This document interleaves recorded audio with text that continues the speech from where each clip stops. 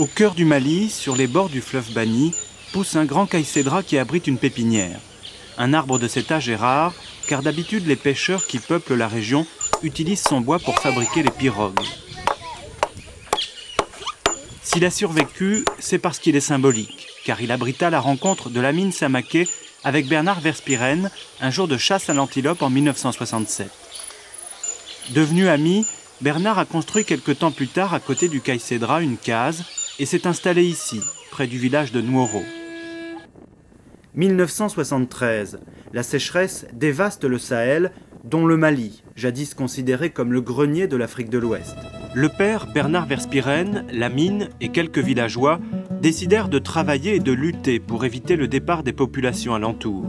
Fait rare et original, les pêcheurs apprirent à devenir agriculteurs. Pas plus de 10 personnes commencèrent alors à faire grandir la case de l'amitié, Teriabougou en langue bambara. 800 personnes vivent et travaillent autour de Teriabougou. Comme dans un vrai village, on y trouve un dispensaire et une école.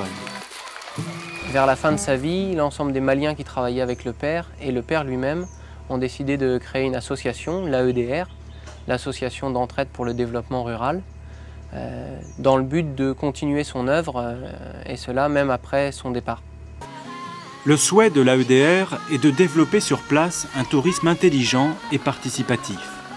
Avec un hébergement de plus de 100 places, dans un cadre unique disposant du confort indispensable, les visiteurs ont l'occasion de découvrir le Mali de façon solidaire.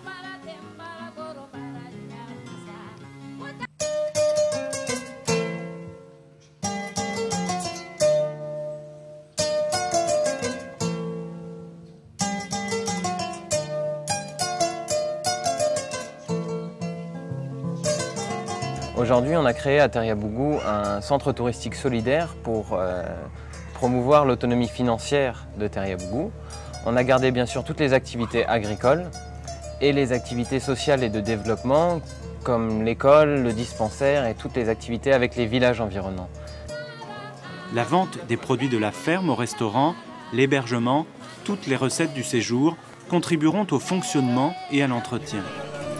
Un oasis en pleine brousse dont le secret est l'utilisation des énergies renouvelables sous toutes ses formes dans un pays dépourvu de ressources et qui compte parmi les plus pauvres du monde. Les animaux sont nombreux à Teriabougou, un vrai petit zoo où s'ébattent des spécimens rares. Et pour les espèces qui ont disparu lors de la sécheresse, ce sont des sculptures réalisées par un artiste local qui rappellent leur existence passée au Mali.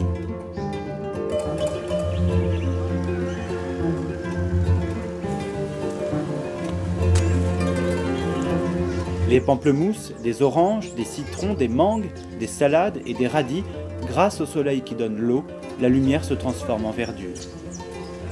Et cette tache verte s'agrandit sans cesse. Près de 400 000 eucalyptus ont été plantés et 50 000 jeunes pousses sont élevées dans la pépinière comme un symbole à l'ombre du grand caïcédra qui abrita la rencontre de Bernard et Lamine.